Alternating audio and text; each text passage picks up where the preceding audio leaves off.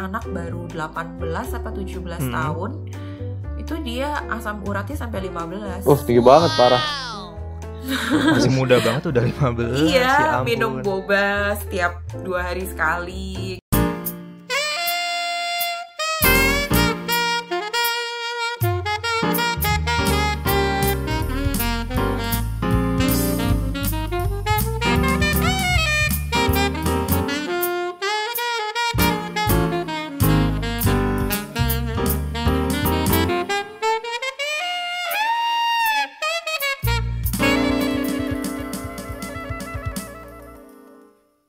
Oke viewers semua, kembali lagi bersama gue Boy di Dokpot. Kayak biasa, gue sepertinya masih ditemani sama temen gue ya, si Riyandi ya. Riyandi, gimana nih? Baik, lo apa kabar? Baik, seperti biasa. Selalu baik, kita mah selalu Selalu baik. baik. Ingat, moto kita, kalau kita nggak baik, kita nggak bisa mulai Dokpotnya. Betul, nggak bisa ngobatin pasien. Udah lumayan lama nih kita nggak nge-podcast ya. Udah berapa minggu ya, Boy? 3 minggu lah ya, Boy? 3 mingguan sih ada sih. Maklum lah, kita kan orang sibuk, jadi susah cari waktu. Oke. Sehari-hari gimana, Ri? Baik. Kita hari ini mau ngobrol-ngobrol lagi lah ya, Dok. Dok Boy, kayak biasa. Wih, formal amat nih gue tuh. Iya, kita hari ini ada kedatangan tamu lagi ya. Tamu yang luar biasa. Iya. Jarang-jarang nih datang nih kita.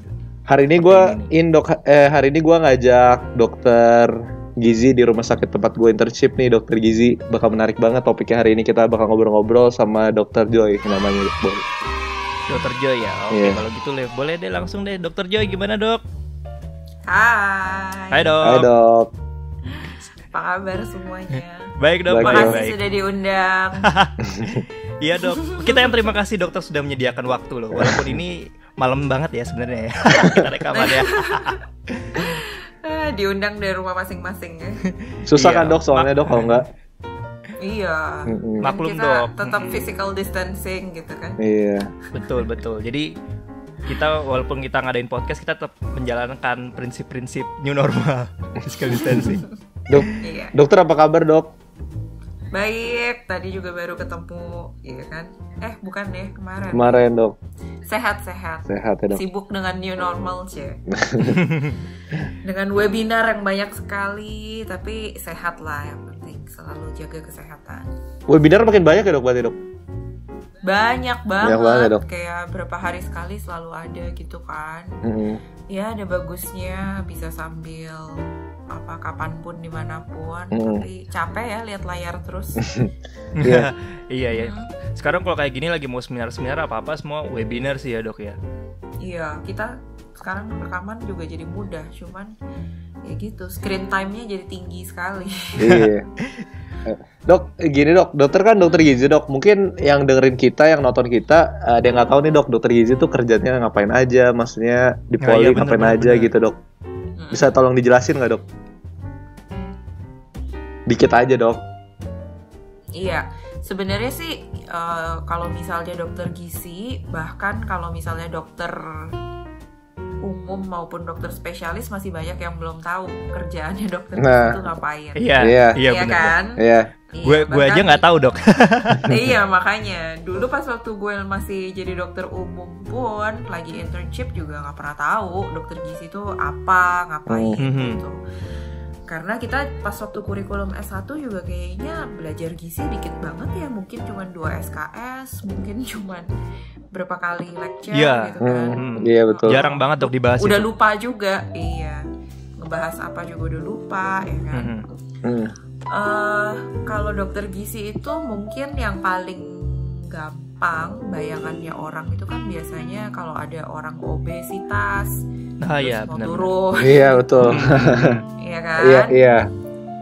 Terus habis itu kalau mau malnutrisi, kalau ada pasien malnutrisi biasanya mau dikembalikan supaya nggak malnutrisi gitu, biasanya gitu. Tapi sebetulnya gizi itu banyak sekali. Kalau dulu lagi pendidikan, waktu lagi PPDS gitu, justru gizi itu ada juga nih kita posnya yang khusus di ICU, ada yang di ULB, unit luka bakar gitu kan. Karena kan luka bakar kan biasanya kalau yang sampai 3rd degree burn, yang sampai parah banget gitu kan, mereka nggak mungkin bisa makan per oral kan, semua makanannya per enteral, per parenteral gitu. Jadi ya kalau awam makannya lewat selang dari hidung, lewat infus gitu, dan itu kebutuhannya kan meningkat sekali karena mereka kan metabolismenya tinggi gitu, terjadi badai sitokin seperti yang kayak di COVID-19. Wah itu berantakan banget sebenarnya. Jadi kita harus hitung kebutuhan makronutriennya, dia proteinnya butuhnya tinggi gitu kan. Karena dia kalau begitu misalnya dia luka bakar kan itu semuanya kan protein lossnya tinggi sekali gitu, metabolismenya tinggi gitu. Jadi kita harus hitung itu protein, lemak, karbohidrat komposisinya gimana, terus harus kasih vitamin apa untuk penyembuhan lukanya gitu. Untuk ini misalnya dia kebakarannya dari listrik, seru sih macam-macam gitu kan. Terus jangan lupa juga pasien-pasien kanker misalnya, kalau kanker yang radiasi, yang kemoterapi itu kan pasti kebutuhannya juga meningkat sekali. Biasanya mereka juga nafsu makannya turun, terus metallic taste kan, nggak rasanya kayak rasa nggak enak kan makannya. Nah itu kita harus hitung dan gimana caranya supaya dia jangan sampai semakin malnutrisi. Pasien-pasien bedah digestif itu kan mana bisa habis bedah digestif langsung kita kasih nasi padang. Iya nggak bisa dok. Gitu ya kayak gitu-gitu. Jadi sebenarnya cukup luas, cukup banyak. Dan kalau misalnya tahu sekarang juga banyak kerjasama dengan public health gitu. Jadi kita promosi kesehatan untuk karena kalau kita lihat sekarang kan penyakit yang paling tinggi kan bukan penyakit menular kayak mungkin 20-30 tahun lalu gitu kan. Sekarang angka kematian paling tinggi dari apa? Penyakit tidak menular kan. Hipertensi, diabetes, stroke, sakit jantung. Sekarang kalau lihat di rumah sakit umur 34-35 udah stroke, udah gagal ginjal, diabetes, hipertensi, semuanya karena apa? Semua karena lifestyle gitu. Iya benar banget. Iya kan? Jadi kalau misalnya ngandalin obat doang, pernah dong pasti ketemu pasien yang udah minum obat 20 tahun gitu, minum obat diabetes, ya kan? Tapi dia nggak mengganti makanannya, adanya apa? Kena gagal ginjal gitu. Jadi gitu kurang lebih ya. Menarik banget. Jadi sebenarnya emang hubungannya sih sama nutrisi sama makanan juga ya dok. Tapi kita emang range-nya kayak luas banget ya ternyata ya. Gak cuma sekedar makanan untuk yang kayak pasien obes atau apa. Hampir semuanya yang udah yang stage selanjut bahkan ditangani juga sama dokter gizi ya dok ya. Karena sebetulnya kalau kita pikir-pikir, you are what you eat itu kita bener-bener literally loh. Kalau kita banyak misalnya nih kita ngomongin sel. Kalau sel itu kan membran sel itu dari apa sih? Kalau dulu kita belajar biologi lipid bilayer gitu kan. Iya, betul. Kan membran itu kan paling luarnya kan dari dari lemak gitu. Nah, lemaknya ini tergantung jenis lemak apa yang kita makan. Kalau kita makannya lemaknya dari alpukat, dari minyak zaitun, dia itu kan sifatnya tuh lentur. Jadi membran sel kita tuh untuk pertukaran sel dari luar dan dalam sel. Misalnya kan kita ada pompa NAK ATP gitu kan. Nah itu bisa jadi lentur sifatnya. Kalau kita banyak makan misalnya lemak dari jeroan, dari kulit, dari lemak-lemak yang beku, nah itu sifatnya membran kita juga kaku gitu. Kayak misalnya kalau kenapa? Nggak, emang jadi itu ya dok ya, nggak semua lemak tuh jahat ya. Maksudnya emang kita juga tetap perlu lemak. Kan kadang kan orang mikirnya begitu, mikir lemak jelek kayak wah sama sekali nggak konsumsi lemak. Tapi ternyata kan emang sebenarnya kita tetap butuh lemak ya dok ya. Lemak yang bagus. Butuh banget. Pembentukan hormon testosteron, pembentukan penyerapan vitamin larut lemak, semuanya sangat butuh lemak. Cuman lemak yang mana? Nah, gitu ya kan? betul. Pilihannya dok, yang bagus, lemak bagus. Terus dok, kalau misalnya ini, sebenarnya kan kadang kan kita misalnya dok, kita datang ke rumah sakit gitu, kita datang misalnya sakit batuk gitu ya, kita ke dokter paru, atau kita ada sakit paru kita ke dokter penyakit dalam, kita tuh boleh nggak sih dok kalau kita datang untuk ke dokter gizi gitu dok? Bisa dok? Bisa ya? Banget. Bisa lah. Bisa kan, ada jam polikliniknya juga, jamnya polinya jam berapa gitu kan. Nah itu sebenarnya cukup menarik karena misalnya ada pasien nih ya, secara klinisnya kelihatannya nggak kenapa-napa. Saya udah ketemu nih beberapa pasien yang klinisnya nggak kenapa-napa. Terus misalnya dia suka ngerasanya lemes atau gampang capek, atau misalnya gangguan hormonal, misalnya kalau perempuan terus siklus haidnya nggak teratur gitu. Ternyata setelah kita timbang, kan ada timbangannya yang khusus, yang body composition analyzer gitu kan, body impedance analyzer, kan bisa tahu tuh massa lemak, massa otot gitu. Kita lihat hasil labnya, ternyata ada hubungannya dengan dia misalnya kurang komposisi lemaknya, itu bisa sampai gangguan haid loh.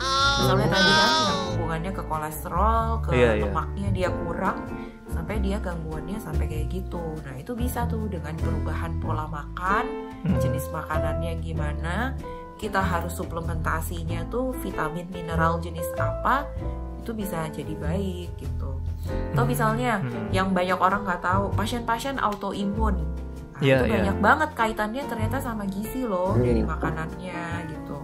Alergi, kalau misalnya alergi, atau rambut rontok, atau jerawatan, itu juga bisa diatur dari pola makan. Hubungannya tuh erat sekali.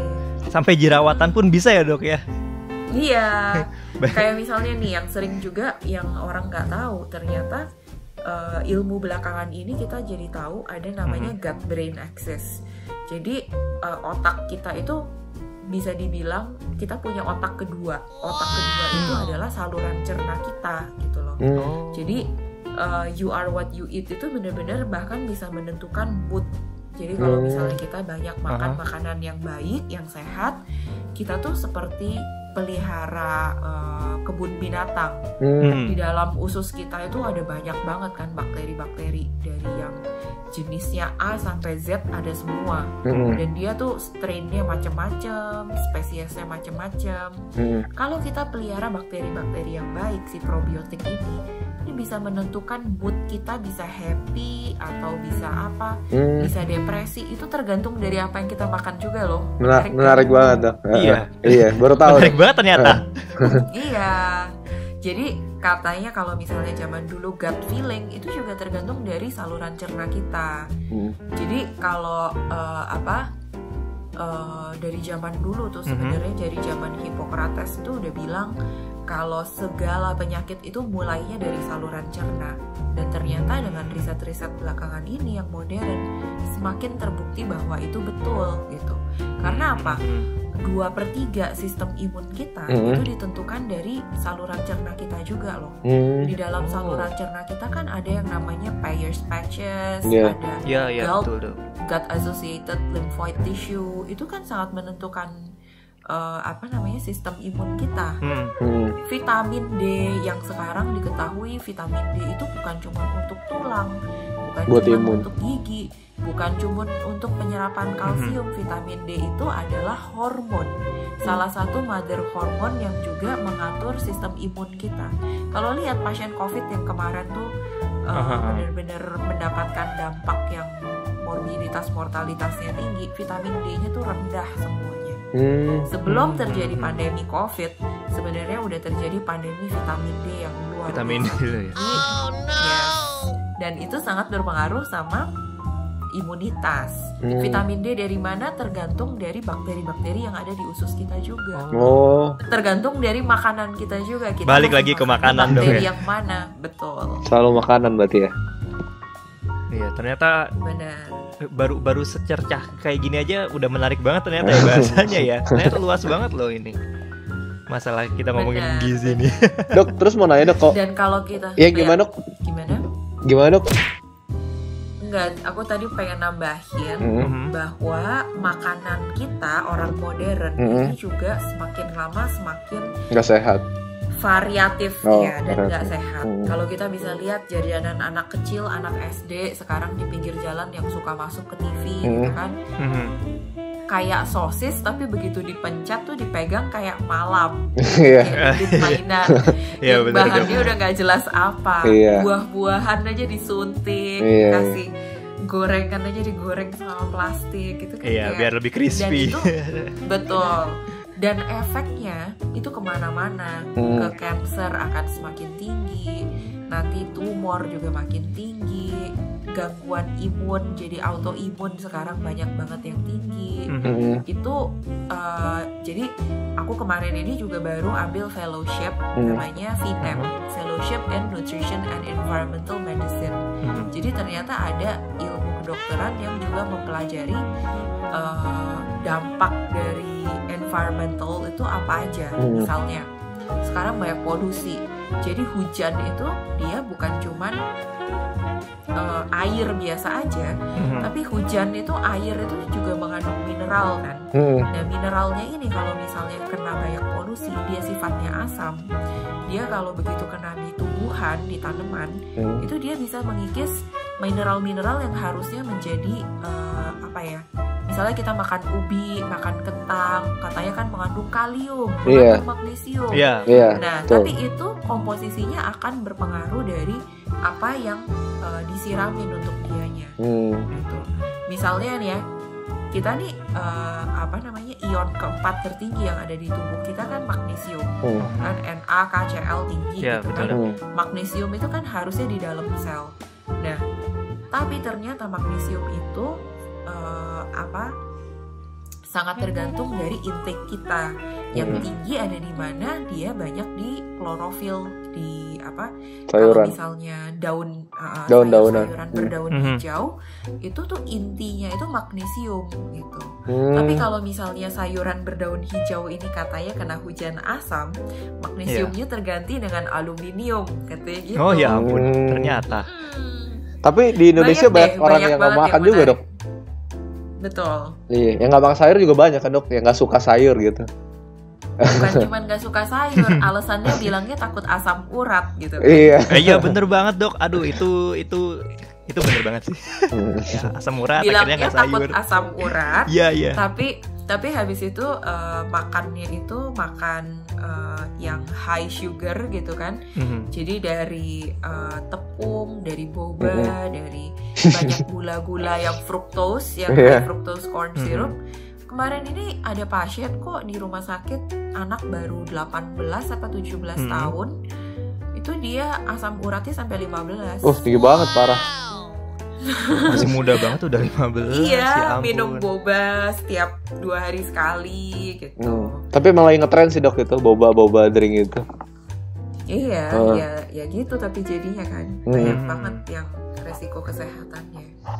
Oke dok, terus dok mau nanya lagi dok, kalau misalkan pas COVID nih dok, ada yang beda nggak sih dok sebagai dokter gizi di poli sama pas lagi visit gitu? Maksudnya ada perbedaan nggak dari sebelum dan sudah COVID? Maksudnya kayak orang-orang pasiennya gitu? Enggak, buat dokternya sendiri di poli. Buat saya? Iya. Pas waktu pertama COVID itu yang mulai ada pasien kayaknya bulan Maret ya. Waktu bulan Maret itu sih pasiennya masih rame banget karena masih banyak yang belum aware gitu kan. Tapi habis itu kan dari setiap departemen, setiap spesialisasi kan mereka mengeluarkan himbauan kalau tidak mendesak, tidak emergency, sebaiknya tidak ke rumah sakit. Betul. Nah, mulai sejak itu turun pasiennya, jadi semakin sepi gitu kan. Jadi yang datang itu benar-benar yang merasa emergency, yang merasa butuh gitu. Ya tentu saja kalau gizi, kalau yang ke poli juga jauh lebih sepi jadinya. Tapi dilibatkan juga sih untuk pasien-pasien rawat inap, baik yang COVID maupun yang enggak gitu kan. Jadi tetap dengan hazmat, terus kita ikut dilibatkan treat pasien COVID, yang menarik juga pengalaman sih. Gitu. Sekarang ya mulai naik lagi, pasiennya mulai tambah banyak lagi. Iya, mulai masuk kan kita normal ya dok ya. Iya. Mulai rame lagi. Back to normal sih kalau menurut aku. Oh, back to normal ya, iya sih. Iya, Sama back to aja. normal kayaknya beberapa nggak ada bedanya ya. Kalau misalnya kita lihat itu udah ramenya, udah kayak udah nggak pernah pakai masker, nggak apa, kayak back to normal bukan new normal lagi. Menurut dokter gimana ada. dok? New normal dok? Kedepannya berjalan baik atau nggak nih dok? Maksudnya tambah banyak nggak kasus di Indonesia?